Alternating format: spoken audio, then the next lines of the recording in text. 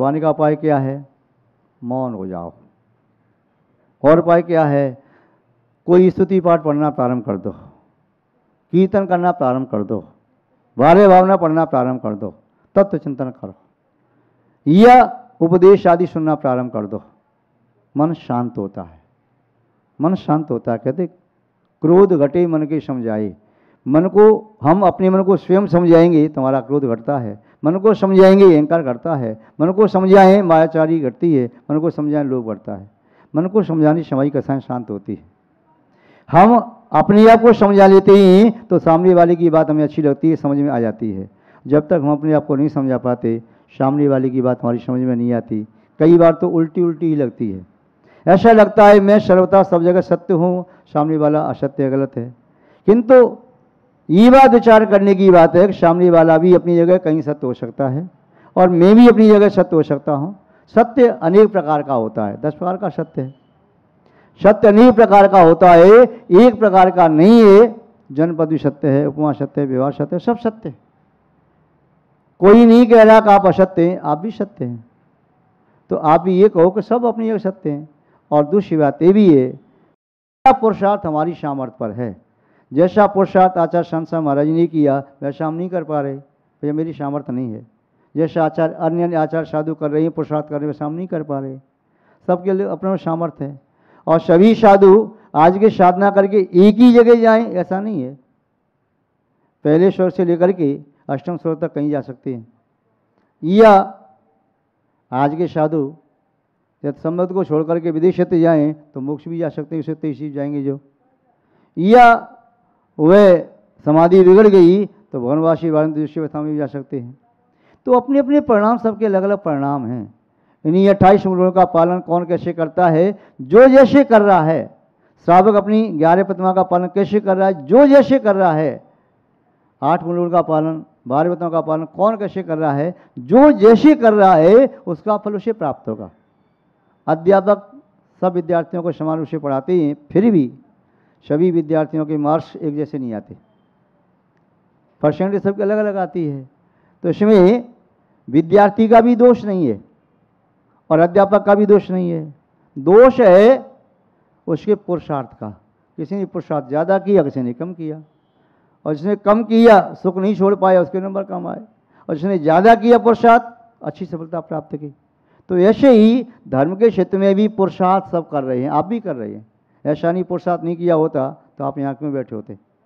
घर से चल कर के आए, अपना काम छोड़ के आए, नहीं तो आप अपने बेड पर लेटे लेटे टीवी देख रहे होते और चाय की चुस्की ले रहे होते, नाश्ता कर रहे होते, कोई नींद कान ले रहे होते, कोई कुछ कर रहे होते। बारिश भी हो रही है फिर भी प्रातःकाल 6:15 बजे पढ़ने वाले 6:15 बजे आ जाते। अभी वाचना में भी आते, विधान भी कर रही, उसके बाद आर्चर्या में संलग्न हूँ, उसके बाद में 11 सवा 11 क्लास चलती, उसमें भी अटेंड करते हैं। फिर घर जा करके भोजन करके फिर दोपहर में 2-2:30 बजे आ जाते हैं। फिर वाचना में आते हैं मणिकर्णिका में, उसका गुरु भक्ति में, और उसके बाद फिर शाम को स्वाध्याय चलता है। अभी श्रीपाल चल रहा है, धर्म परीक्षा पूरी हो गई, उसमें भी कुछ लोग स्वाध्याय में आते हैं। तो पुरुषार्थ कर रहे हैं, जिसकी इतनी सामर्थ्य पुरुषार्थ कर रहे हैं। सबकी सामर्थ्य एक जैसी नहीं होती। तो प्रशम भाव समदृष्टि का लक्षण है, ये पुरुषार्थ से स्वयं प्रकट किया जाता है। अपनी कषायों को दबाना प्रशम भाव है। जो समदृष्टि है उसके परिणाम बड़े शांत होते हैं। उसे देख करके लगता है भाई क्या देवता आदमी है, क्या चेहरे पर मुस्कुराहट है, क्या प्रसन्नता का भाव है, क्या आनंद आ रहा है। सम्यक भाव धम्मे धम्म फलमी हर्षो भावो सम्यो। धर्मात्मा, धर्म और धर्म के फल, इनको देख करके आनंद अंदर से आता है। धर्मात्मा को देख करके खुशी होती है। यदि धर्मात्मा का चिंतन परुष में भी किया जाए तो आनंद की प्राप्ति होती है। तो ये सम्यक भाव है, यह समदृष्टि का लक्षण है। जो समदृष्टि यदि धर्मात्मा को सहन न कर पाई, एक साथ दूसरे सहन न कर पाई, तो उसका समझना चाहिए अभी कुछ गड़बड़ है। या धर्म के फल को देख करके रुचि न आई या धर्म के कार्य में मन न लगे तो समझो कुछ गड़बड़ है। तो सम्यक भाव काशय धर्म, धर्मात्मा, धर्म के फल, उनमें रुचि हो, आनंद आए, उल्लास हो, उमंग रहे, उत्साह बढ़े। प्रथम सम्यक अनुकंपा, प्राणी मात्र के प्रति करुणा दया का भाव। समदृष्टि धर्मात्मा है, निरीयता से बेरहमी से किसी को मारता नहीं, संकल्प हिंसा का त्याग कर देता है, कम से कम इतना तो करता ही है। उद्योगी आरंभी विरोधी हिंसा यदि हो रही है तो नहीं बच पा रहा तो अलग बात है, किंतु संकल्प हिंसा नहीं करता। किसी को निर्दयतापूर्ण मारता नहीं, दया का करुणा का भाव रहता है। कोई जीव दुखी दिखाई दे जाए, उसे देख करके पिघल जाता है, पसी जाता है, इसकी आंखें नम हो जाती हैं। तो अनुकंपा का भाव रहता है। और अगला लक्षण है आस्तिक, अपनी अस्तित्व पर विश्वास रखता है। मेरी आत्मा अनादि काल से थी, मेरी आत्मा अनंत काल तक निगोद में रही, अनंत बार नरकों में गई, अनंत बार तंच अवस्था में गई, अनंत बार देवदूत अवस्था को प्राप्त हुई होगी, अनंत बार विकलते में गई, किंतु मेरी आत्मा ने शायद आज तक देवशास्त्र गुरु का सानिध्य प्राप्त नहीं किया, आज तक लगता है धर्म की दीक्षा प्राप्त नहीं की, आज तक तीर्थंकर के संवर्षण में शायद नहीं गए होते तो इस पापिष्ट पंचम काल में जन्म क्यों लेते। यदि वहां गए होते तब तक समृद्धि को प्राप्त करके, रत्नत्व को प्राप्त करके मोक्ष प्राप्त नहीं कर लेते। शायद आज तक हम नहीं गए, आज तक हमने क्या किया, पंच इंद्रिय के विषयों का सेवन किया है, चोरी से किया, चाहे लीगल विषय में किया, चार कषाय का पोषण किया अनादिकाल से पांच पाप करते रहे, चार संज्ञाओं की पूर्ति में लगे रहे, यही यदि अनादिकाल से करते रहे, यदि उस कार्य को जो करते रहे आज भी वही करते रहेंगे तो अपनी आत्मा का कल्याण कैसे करेंगे। जब जागो तभी सवेरा, जागने के लिए कोई देर नहीं होती है। भगवान महावीर स्वामी की नींद जब खुली तो उनका सवेरा हो गया, आचार्य शांत सागर जी की नींद जब खुली, मोह की नींद टूटी तब सवेरा हो गया, हमारी नींद जब खुली मोह टूटा तो हमारा सवेरा हो गया। आपकी मोह की नींद जब टूट जाए तभी आपका सवेरा हो जाएगा। उसके लिए कोई निश्चित मुहूर्त नहीं होता, समय नहीं होता, स्थान नहीं होता। जब भी आपकी मोह की नींद टूट जाए और आपको अपनी आत्मा का भान हो जाए कि मेरी आत्मा शाश्वत है, अपनी आत्मा को मुझे ही परमात्मा बनाना है, मेरे वस्त्र गंदे हैं, कोई धो भी धो सकता है, किंतु आत्मा रूपी वस्त्र को तो मुझे ही धोना पड़ेगा। अपना पुरुषार्थ करो, डरो मत, एक एक नियम को लो, छोटा छोटा नियम भी लो तो जीवन में बहुत आगे बढ़ सकते हैं। कौए के मांस का त्याग करने वाला व्यक्ति भी भगवान महावीर स्वामी बन सकता है। कौए के मांस का त्याग करने वाला वह खदेशार भील, वह राजा सैनिक बना, आगे महापदम नाम का तीर्थंकर बनेगा। छोटे से नियम लेने वाला, एक अहिंसा अनुमति को लेने वाला भी देवों के द्वारा पूज्य होकर देवस्था को प्राप्त होता है, परंपरा से मोक्ष प्राप्त करता है। रमो का को मृत्यु के समय सुनने वाला भी अपनी आत्मा कल्याण कर लेता है। धन्य आप सब लोग जैन कुल में जन्म लेकर के आपकी मति, आपकी बुद्धि धर्म में आज भी अनुरक्त है। और अभी कल परसों भी कहा था कि बम्बई जैसे महानगर में रह कर के जो माया नगरी कहलाती है, इसमें रह कर के भी आपको यथाजात दिगंबर साधु के दर्शन मिल रहे हैं, बहुत बड़ी आश्चर्य की बात है। 1000 वर्ष पहले आचार्य सोमदेव आचार्य ने शतनक में लिखा है, कलु काले चले चित्ते दिए चानाथ कीट के ये तचित तथापि जिन रूप धरा न रहा। 1000 साल पहले ये पंचम काल में दिगंबर अवस्था दिखाई दे रही है, बहुत बड़ी आश्चर्य की बात है, जो तीर्थंकर का वेश है। आज इस पंचम काल में मनुष्य का चित्त चलायमान है, शरीर देह अन्न का कीड़ा है, विकल्प छोटी छोटी बातों पर मन में विकल्प आते रहते हैं। मन पीपल के पत्ते की तरह चंचल है, नदी में उठने वाले लहर की तरह से मन में विचारों की लहर उठती रहती है, कभी शुभ कभी अशुभ। इस काल में भी यदि इतना छोड़ करके दिगंबर अवस्था को स्वीकार किया, बहुत बड़ी बात है, बहुत बड़ा त्याग है। कोई अनुव्रति बन जाता है, प्रतिमाधारी बन जाता है, बहुत बड़ी आश्चर्य की बात है। अन्यथा चारों ओर पंचेंद्रिय विषयों का साम्राज्य है, चारों ओर चारों कषाय के पोषण करने का निर्देश दिया जा रहा है, वही दिखाई दे रहा है। सब व्यक्ति मान कषाय के पोषण में, कोई क्रोध के पोषण में, कोई मायाचारी में, कोई लोभ वशी में लगे हैं, वहां से मन हटता ही नहीं। शरीर बूढ़ा भले ही हो जाए, मन बूढ़ा नहीं होता। मन में फिर भी वासना भरी रहती है, मन में कषाय फिर भी भरी रहती है, मन में पाप की बत्ती जमी रहती है।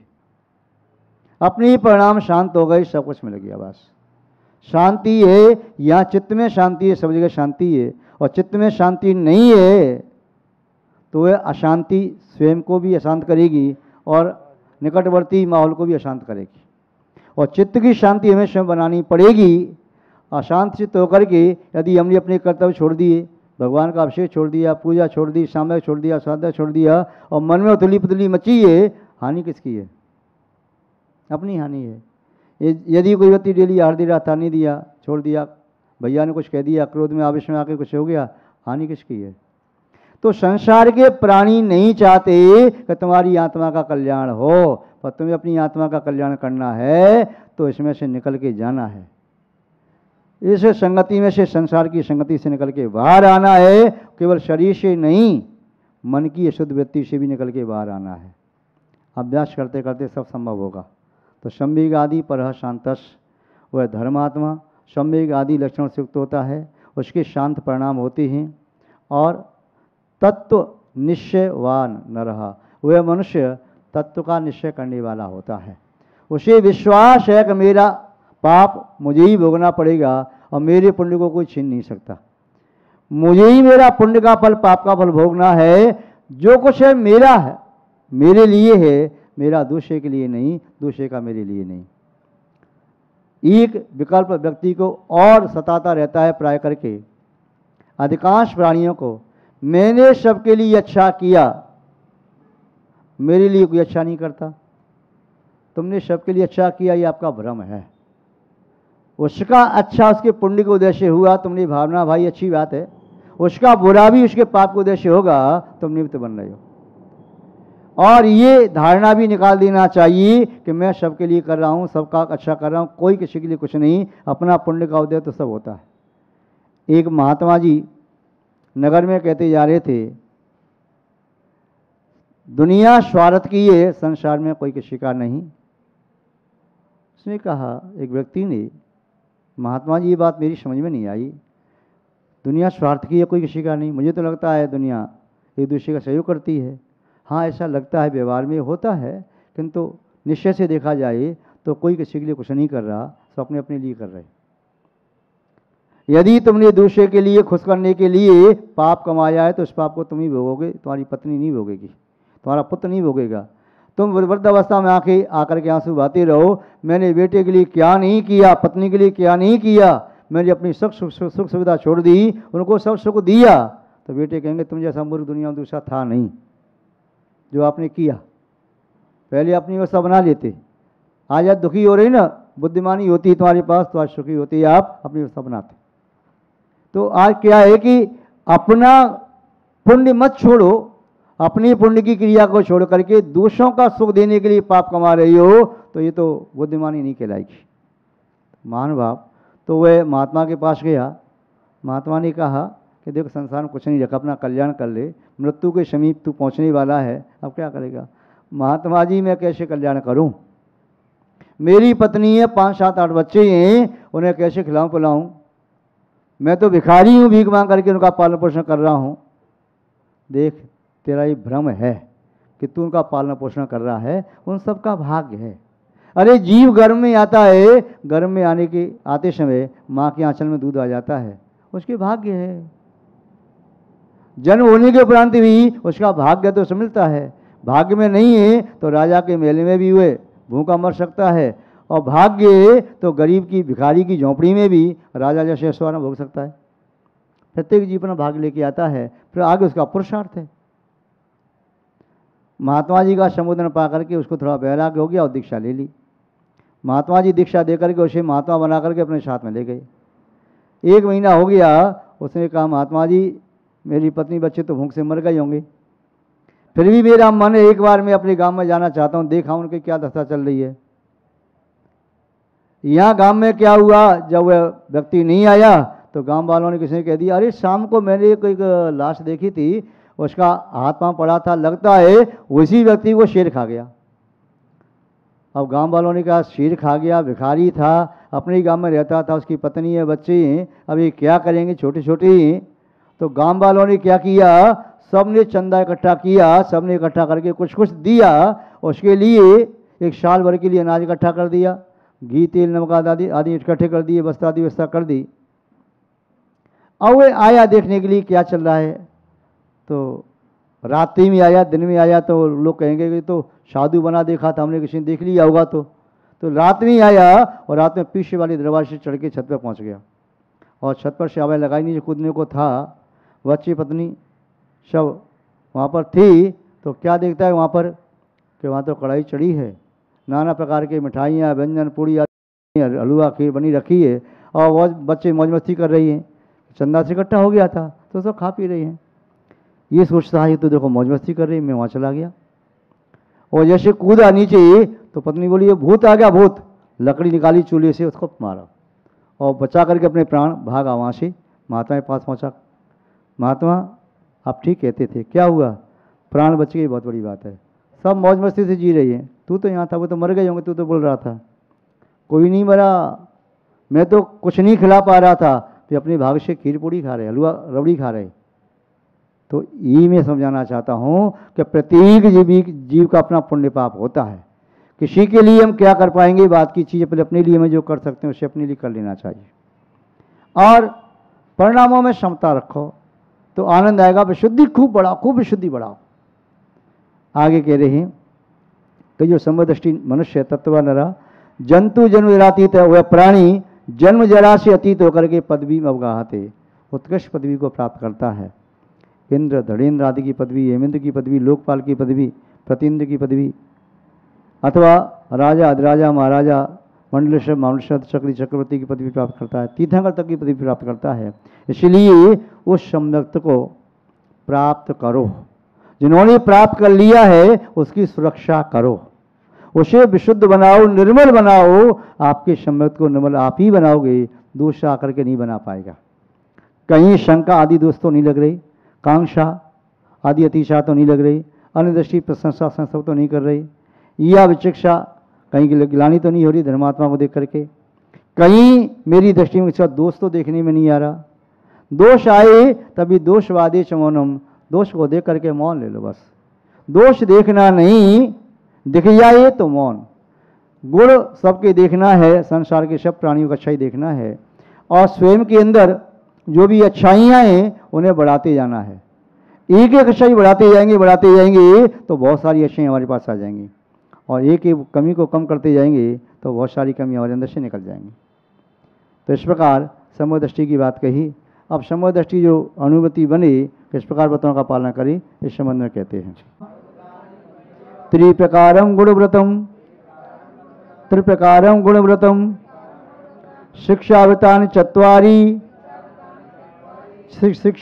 चत्वारि तीवं द्वादशदाव्रतम।